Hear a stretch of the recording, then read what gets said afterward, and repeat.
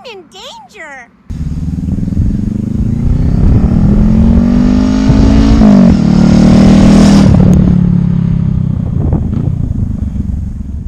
Welcome back to the channel, guys. This is Slight. Today we're going to be replacing the chain. We're going to be inspecting the sprockets, but from what I've seen, it does not look like they need to be replaced. Not listening. I'm not listening. The best rule for thumb is to replace the sprockets if you're not sure, but it's not required. Now, I will have a link to the ones I would have actually replaced them with. I'm going to go over how to inspect the sprockets to see whether or not they do need to be replaced or not. Basically, the teeth are going to be kind of like this. If it's going to be kind of moved in, they do need to be replaced. I'm going to link all the information to all the parts that I've actually used. I've already taken the front cover off. The link to that video is actually going to be in the description as well. You've got to take that off because you're going to have to look at the sprocket up front, and then you're also going to want to feed the chain through. So the first things first is you want to set it up on the lift, wheel off the ground, and in neutral. It's in the red mark now, so it does need to be replaced. But if you look at the chain actually still looks pretty good. It's just stretched, right? So you're gonna have to loosen the bolt on the other side. That way you can actually set it up. Again, chain adjustment and cleaning video is going to be linked to the bottom. I'm not going to go through that on this video. This one is just about replacing the chain. You can use a chain breaker. I have a chain breaker myself. I do not use them because of the fact that they're mushroomed. You're going to damage your tool in that event, right? I like to grind them down a little bit. That way you can punch them through, or even just pop this off, right? You can actually pop this link part off and then the chain will come apart. The reason why I don't do that is because after every like 5th chain, you're gonna be replacing the tool, because it's actually very taxing on the tool to be able to push that through, because now you're pushing the mushroom through the actual link, and that just adds more damage to it. Okay, you'll see that this one's actually cleaned off. I've ground it completely down so then you can punch that out so it's now flat. There is nothing there. I can use the chain breaker at this point, or I can just pop this off. I'm just gonna pop this off. If it does not work, then I'll grab the chain breaker. And now that pin's not mushroomed, it's just gonna be a cylinder, right? And then it'll go right through. That is the outer link.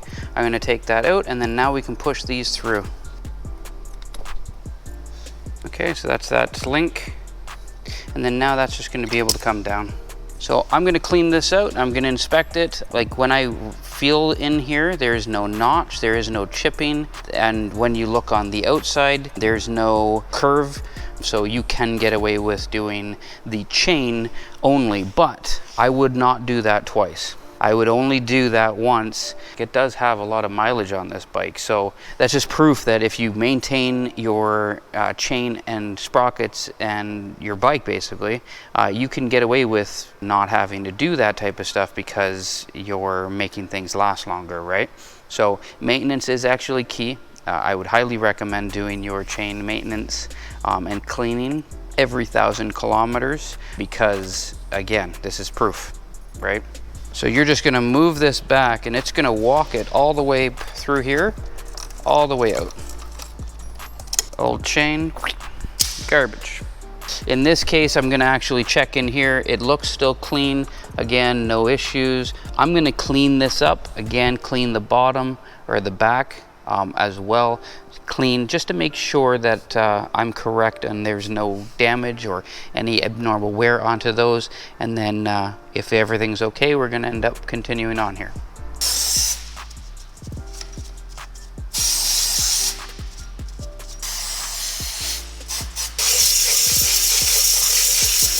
Okay, so everything's nice and clean inside here. I've looked at the actual wear on the sprocket itself. It's actually pretty decent. There's a little bit of like paint wear, but there's no abnormal wear on it, so we're gonna still be able to get the new one put on here. Just gonna clean it completely. Again, just making sure. Okay, so what we're going to do is we're going to continue on. We're going to put the chain on. The OEM uses D.I.D as well. So I kept with the D.I.D. Now the difference between them is they're using, Honda is using the VF line. The VF line is an O-ring. I ended up going with the X ring. Again, to each your own. It doesn't matter. The X-Ring's technically a little bit better. It's just a better system, right? So if you're okay with spending a little bit more money, you can do it that way. Loosen these 17 here, and then it's going to be a 5 Allen to walk that back, because you want this to be back over in the silver to green kind of thing, right? Okay, so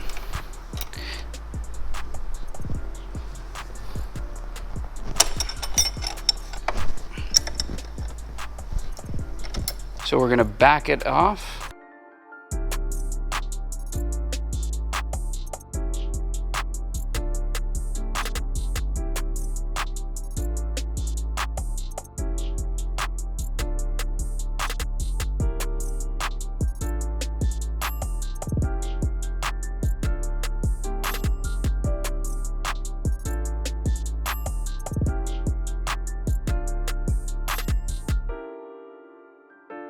And again, I get the opportunity or the option to either get the silver links or the gold. I went with the gold just because why not, right? So, okay, so this one is the D.I.D VX3.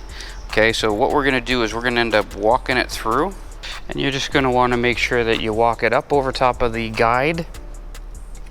Now, if you want, you can take the chain guide off up here. It's probably a little easier, but I don't need to.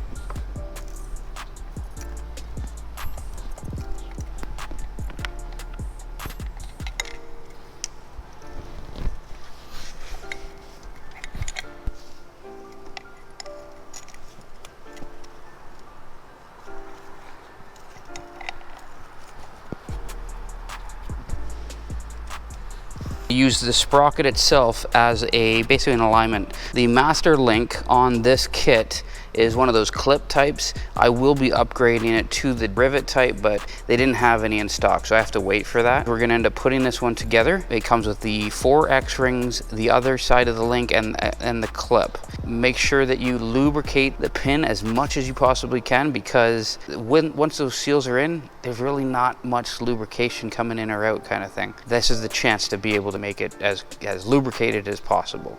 So let's do that, then we're gonna set the tension. It comes with its own lubricant as well. It comes with all of your X-rings, so you have 4 X-rings, as well as the pin, the other latch, and then your clip. Now this clip, I'm not a fan of these clips. I would much rather the rivet style, but this clip, there's a right and wrong way of putting it on. So basically you need to know what the direction of the chain is. So obviously it's going this way, so bottom up. You want this to go in the direction, the curve side to that direction. If you don't do that and you go the opposite way, there is a very good chance that something comes up, clips this, and throws that chain right off. Okay, so you want to be able to put this on as nice as possible, throw it on, and I like to put it on the inside because I don't want to see it. I'm going to put a little bit on here.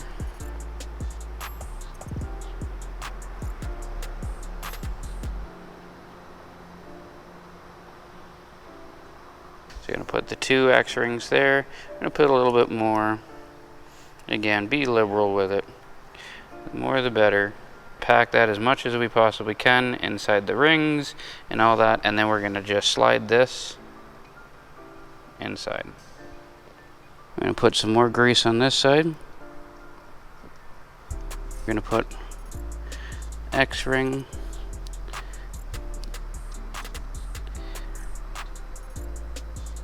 and then this clip's going to go on there.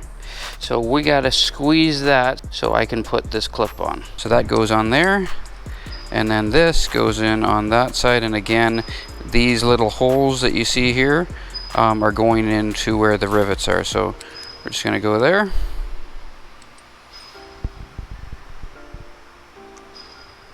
I do have it all set up and all aligned. What I'm going to show you is there's multiple ways to make sure that this is aligned properly. They do have marks on the side, but what I like to do is I like to count the rotations by every half turn or a quarter when I'm fine tuning it. Once you do like 4 turns, that's technically 2 full turns. And then you do the same thing on the other side, just to kind of help ease everything through.